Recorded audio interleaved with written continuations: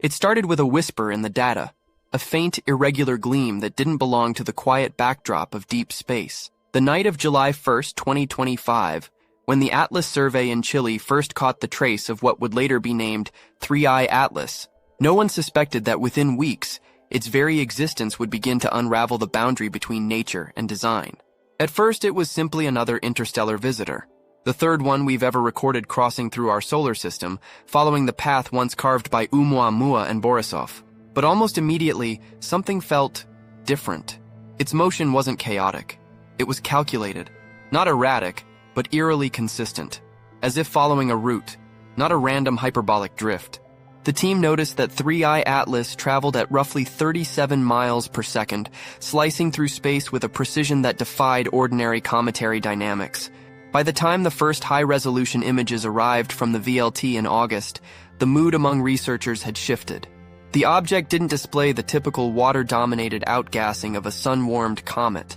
Instead, it expelled carbon dioxide, and only carbon dioxide, from vents that activated while it was still over 5 astronomical units from the sun. That behavior was simply too early, too cold, too deliberate. No one dared to say the word technological aloud at first, but in closed discussions, hushed and cautious, it began to surface. The idea that perhaps what we were watching wasn't just an icy wanderer from another star, but something that had once been built. As telescopes turned to follow it toward its October perihelion, a silent question echoed across observatories worldwide. What if this wasn't just an interstellar rock at all? The evidence began to thicken like layers of sediment in a mystery that refused to stay buried. When data from the Hubble Space Telescope and the Gemini North Observatory were compared, something startling emerged. 3I Atlas wasn't just brightening or fading as a normal comet would. Its light curve fluctuated with a rhythm, not periodic like a rotation, but modulated, almost as if sections of its surface were reflecting sunlight at shifting, structured angles. The pattern wasn't random noise. It suggested geometry. Spectroscopy deepened the confusion. The chemical signature was unlike anything seen in the solar system's comets. The ratio of carbon chain molecules to cyanides was profoundly skewed, pointing to material depleted in the carbon bonds typically forged in deep space ices. It was, in the words of one researcher from ESO, chemically inconsistent with any known formation environment. In simpler terms, it didn't match the fingerprints of natural interstellar comets we've studied so far. Polarimetric readings then added a stranger layer. The polarization of scattered sunlight from 3I Atlas was unusually negative, meaning the light waves weren't behaving as they should when bouncing off dusty or icy surfaces. Only extremely smooth, non-porous materials can generate that kind of scattering. Metals, glass, engineered composites. And yet, no one wanted to leap to conclusions. The idea that it might be reflecting light like an artificial surface was too bold, too dangerous for reputations built on caution. At the same time, orbital dynamics teams noticed something they couldn't ignore. 3I Atlas's trajectory wasn't purely gravitational. A subtle, consistent, non-gravitational acceleration was pushing it off its predicted course. The same anomaly that once made scientists question Oumuamua's behavior in 2017. Radiation pressure could explain it, but only if the object was surprisingly light for its size, thin enough to feel the sun's photons like a sail. A cosmic coincidence, or a signature of construction? Those who remembered the Oumuamua debates knew how easily a field could split in two. On one side, astrophysicists insisting these are just icy fragments behaving in ways we don't yet understand. On the other, engineers, philosophers, and a handful of bold astronomers wondering whether nature could really produce objects this peculiar by chance. By September, as 3I Atlas moved closer to its 1.4 AU perihelion, the mystery had become personal for many of us watching. There was a collective hesitation, a scientific tension that bordered on awe. Because if the object truly wasn't natural, then we were staring at something older than our civilization, crafted in another star system, and set adrift across the gulf between suns. And then, just as the world's telescopes prepared to capture its closest pass, a new signal appeared in the data, not from space, but from Earth itself. A debate that would split the scientific community for months to come. It began quietly, not with discovery, but with disbelief. Within the astrophysics community, the suggestion that 3I Atlas might possess a technological origin sounded like a violation of scientific decorum, yet the data refused to bend. Every telescope that pointed at it only deepened the puzzle. The James Webb Space Telescope, operating in mid-infrared, recorded something almost impossible to reconcile: a surface temperature profile that didn't align with its estimated albedo. In other words, parts of the object appeared warmer than they should have been, while others remained inexplicably cool, as if heat were being redistributed through internal channels or insulated layers. A natural comet doesn't do that. It releases energy through sublimation in predictable jets. Chaotic, yes, but explainable. 3I Atlas wasn't chaotic. It was disciplined.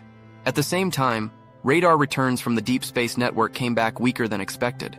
Its radar cross-section suggested an object far smaller than its observed brightness implied, meaning it was either highly reflective or hollow.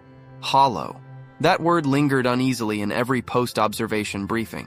But it was the light polarization anomaly that kept gnawing at the core of the debate. Several teams repeated the measurements independently, using different instruments and wavelengths. All of them confirmed it. A strongly negative polarization phase curve, unlike any natural body ever catalogued. It was as if 3I Atlas was wrapped in a surface smoother than glass, scattering sunlight with machine-like precision. Then came the speculation about its behavior before perihelion. Outgassing began around 5.8 astronomical units, far too distant for solar heating to trigger the release of volatile gases like carbon dioxide. For that to happen naturally, internal pressure must already have been building, or something within the object was activating in response to the sun's increasing radiation. But activating was a dangerous word, implying intent where physics might still suffice. The debates grew fierce. Some researchers argued for exotic ices formed in the cold molecular clouds between stars, claiming that CO2-rich compositions could mimic these effects. Others countered that no natural comet known has shown sustained outgassing at such distances without breaking apart. And 3I Atlas, though faintly fluctuating, held its integrity longer than expected, until subtle fragmentation signatures hinted that its structure might indeed be failing, or perhaps shedding layers. I remember staring at those early spectral plots late at night, the glow of the screen reflecting off the lab glass. We weren't just studying an object anymore. We were confronting the limits of what we dared to call natural. And still, the question lingered, quiet but insistent.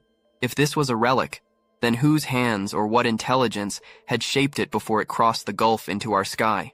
As October approached, tension rippled through observatories like static before a storm. 3I Atlas was nearing its perihelion, its closest approach to the sun, roughly 1.4 astronomical units away, and the world's telescopes were aligned in a fragile choreography to capture every photon of its passage. We were running out of time. Every hour of data would matter because once it curved away on its outbound trajectory, we might never see it again. The first signs of fragmentation came on October 22nd. A faint secondary condensation appeared in stacked JWST images, as if a piece had detached, not exploded. The object didn't scatter into dust like a dying comet. Instead, the fragments maintained formation, traveling in nearly parallel vectors. That behavior alone was enough to send the community into uproar. Natural bodies don't hold formation. Even binary comets drift apart chaotically under solar stress. But these pieces, whatever they were, seemed to glide together as though some internal coherence still bound them. Meanwhile, spectral data from the Very Large Telescope added another layer to the riddle. The outgassing continued, but the emissions were faintly periodic. Every few hours, a pulse of carbon dioxide venting could be detected, then silence. Not random jets, cycles, repetition. The team that published the initial finding avoided interpretation, using the neutral phrase, episodic outflow activity. But in private, whispers circulated. It looked like an operational rhythm. And then, the tail itself betrayed something even stranger. The primary dust tail extended away from the sun as expected, but a faint anti-tail, a thin beam directed toward the sun, began to form. That feature is rare but not impossible in natural comets. Still, in this case, the anti-tail's geometry was unnervingly symmetrical, as though it were defined by structure rather than dust dynamics. In a closed ESA-NASA roundtable, one researcher reportedly posed the question aloud that everyone had been avoiding. What if this isn't a cometary nucleus at all, but the debris field of a vessel, or probe, that long ago lost its power. Silence followed. No one wanted to dignify the notion. Yet the data didn't offer comfort either. When 3I Atlas reached its perihelion on October 30th, its brightness briefly spiked beyond predicted magnitude, then dimmed faster than models could explain. Some speculated it had broken apart entirely. Others thought it had merely turned, its reflective surfaces angling away from the sun. We watched, breath held, as its signal faded from the optical range, replaced only by the faint ghost of reflected light drifting outward. But just when astronomers began to archive the data, assuming the visitor had left us, something unexpected appeared in the follow-up infrared frames, something that reignited every question we thought we'd already exhausted. The object should have been fading, cold, inert, and tumbling into the endless dark beyond Mars. But instead, JWST's mid-infrared instruments detected a residual heat pattern that refused to dissipate. It wasn't thermal inertia. The temperatures were localized, uneven, and persistent, suggesting that some internal process continued long after solar exposure had diminished. It was as though parts of 3I Atlas were still active. At first, the team thought it must be a calibration artifact, perhaps leftover noise from solar interference. But subsequent frames, taken days apart, revealed the same anomaly. A concentrated patch of infrared brightness trailed one of the fragments, pulsing faintly with a consistency that defied random reflection. The amplitude changed with remarkable stability every 6.4 hours. A rotation? Possibly. Yet the same rhythm echoed in the faint CO2 outgassing signatures recorded by Gemini North. That correlation, a physical emission synchronized with a thermal pulse, made even the skeptics pause. There was no known natural process that could maintain such clock-like coordination across multiple observation bands. Debate reignited instantly. Could it be that 3I Atlas contained subsurface cavities where trapped gases vented periodically through rotation-induced stress? Or, as one theorist from Caltech daringly proposed, was this a sign of an ancient mechanism still responding to sunlight in some automated sequence, like a beacon too old to know its creators were gone? The phrase interstellar artifact began appearing in private correspondence again. Not in the press, not in official releases, but in encrypted emails and closed meetings where scientists wrestled with the line between explanation and imagination. Then came a peculiar twist. Using polarization phase modeling, a young researcher from the University of Arizona simulated what kind of surface could create the negative scattering we'd observed. The only materials that matched were ultrafine carbon composites, smooth at the microscopic level, capable of reflecting light almost like foil. Such materials are common in our engineering, but unknown in natural astrophysics. It didn't prove anything, but it felt like evidence. Some of us began to whisper that 3I Atlas might not be a single solid object at all, but the collapsed shell of something once intricate, perhaps a frame, hollow, layered, drifting for millennia before gravity carried it into our star's domain. Still, without direct imaging, it remained speculation, and speculation was dangerous in science. But deep down, as the last images of 3I Atlas faded into the outbound dark, I couldn't shake the feeling that we had just witnessed the first trace of something built, something ancient and silent, passing through our sky on its long way home. And then, 2 weeks later, a new anomaly arrived from an unexpected source, one that changed the tone of the entire debate. The alert came from an unlikely place, the solar monitoring instruments aboard ESA's solar orbiter. It wasn't built to study comets. Its mission was the sun. But as 3I Atlas crossed the inner heliosphere on its outbound path, the orbiter's coronagraph picked up a faint, angular silhouette against the coronal light. It wasn't the usual blurred plume of dust. It was sharp, with edges that almost looked geometric. At first, mission engineers thought it was a calibration ghost or image compression artifact.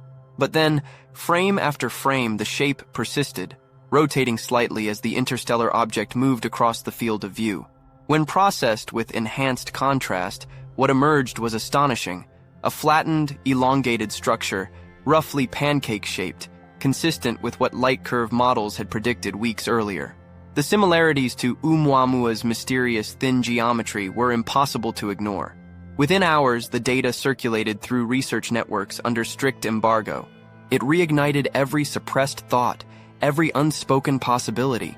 Could two interstellar objects from entirely different origins both exhibit the same anomalously thin shape And the same unexplainable acceleration pattern? Coincidence stretched thin under the weight of that question. A subgroup of physicists attempted to anchor the anomaly in nature. They proposed that fragments ejected from tidal disruption events near other stars might flatten through rotational stress, natural if improbable. Yet, in the images, 3I Atlas didn't look shredded. It looked designed. Smooth symmetry, no jagged randomness, almost like the hull of something eroded by time rather than violence. As the conversation unfolded, so did the politics. Funding agencies grew nervous. Public speculation about extraterrestrial technology risked credibility. Some research groups were quietly instructed to emphasize natural explanations in their publications. Others, more independent, began releasing alternative analyses, cautious but daring. One such paper suggested that the faint antitail wasn't made of dust at all, but micro-reflective debris, possibly the remnants of a layered material disintegrating under solar radiation. And still, the polarization data haunted us. Every time someone tried to model it using a traditional cometary surface, the math failed. Only smooth, highly ordered surfaces matched. Surfaces that behave like engineered composites. The solar orbiter's final sequence showed 3I Atlas fading into the heliocentric dark, its form turning into a thin streak of reflected light. The structure, or whatever remained of it, appeared to twist slightly before vanishing beyond the instrument's sensitivity limit. We were left with the silence of uncertainty, suspended between awe and dread. Because if both Oumuamua and 3I Atlas shared traits that nature struggled to explain, then the odds of two coincidences in a row seemed astronomically small. And somewhere between reason and wonder, one question refused to die. If these were messengers, what message had we just missed? After 3I Atlas slipped beyond the reach of our instruments, the aftermath wasn't silence, it was division. Half of the scientific community retreated into the safety of natural models, insisting that extraordinary claims demanded extraordinary proof. The other half, smaller, quieter, but growing, began to treat the possibility of an artificial origin not as fantasy, but as a legitimate hypothesis to test. Workshops formed across universities, convening astrophysicists, material scientists, and aerospace engineers to dissect the evidence. The goal wasn't to prove alien technology, it was to understand how something could behave as if it were. The question evolved from what is 3I Atlas to what conditions could make matter act like design. In one session at the Kavli Institute, a new model was presented, a radical one. What if interstellar objects like Oumuamua and 3I Atlas weren't intact machines or vessels, but the debris of civilizations long extinct? Not active, not transmitting, but relics. Drifting monuments of technological entropy, their forms preserved by the cold vacuum of interstellar space. That idea struck a chord, not because it promised aliens, but because it humanized the cosmos. It implied time itself as the builder and destroyer. Meanwhile, further analysis of the data revealed one more piece of the puzzle. The faint periodic outgassing of 3I Atlas didn't align with its rotation axis, meaning the emissions weren't from natural spin exposure. They followed a pattern consistent with vents or seams distributed in near-linear alignment. That geometry, simple but precise, shouldn't occur in a chaotic, fractured comet. The team running simulations at ESA's ESTEC Center went further. They proposed that 3I Atlas might have been part of a larger structure, possibly fragmented eons ago, with each piece maintaining fragments of symmetry. If true, the universe may be filled with such fragments, invisible until they pass too close to a star like ours. Still, the skeptics were right about one thing. We had no direct proof, no signal, no unambiguous feature that said, this was built. What we had were signatures, patterns in light, motion, and heat that whispered of order and chaos. But to those who watched it, who measured its dance against gravity and time, the feeling was unshakable. We hadn't just observed a rock. We had glimpsed an echo, a memory in motion. And in that haunting thought lay a deeper implication. Maybe the universe isn't silent because we're alone, but because the ones who once spoke are already gone, their voices scattered as debris among the stars. When a final report leaked from a closed consortium meeting, it revealed one last line of data that changed everything, not in what it proved, but in what it suggested.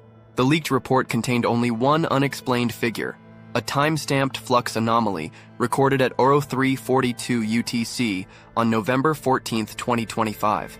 It wasn't from a telescope, but from the Deep Space Network, A faint, broadband reflection detected seconds after one of its scheduled calibration pings had bounced through the outbound trajectory of 3I Atlas. The signal wasn't structured, not coded, not even measurable as information. It was simply a return, a fragment of light that shouldn't have come back. The engineers dismissed it as a coincidence, the kind that happens when equipment aligns with the metallic body of a passing spacecraft or a distant asteroid. Yet the timing was precise, almost poetic. The ping had crossed the exact coordinates of 3I Atlas's projected path, 2.1 astronomical units from the sun. Whether by chance or by physics we don't yet understand, something out there reflected us, and maybe that's all it was, a reflection, not of light, but of thought. A mirror held up by the universe, asking us what we're willing to believe when faced with something we can't yet define.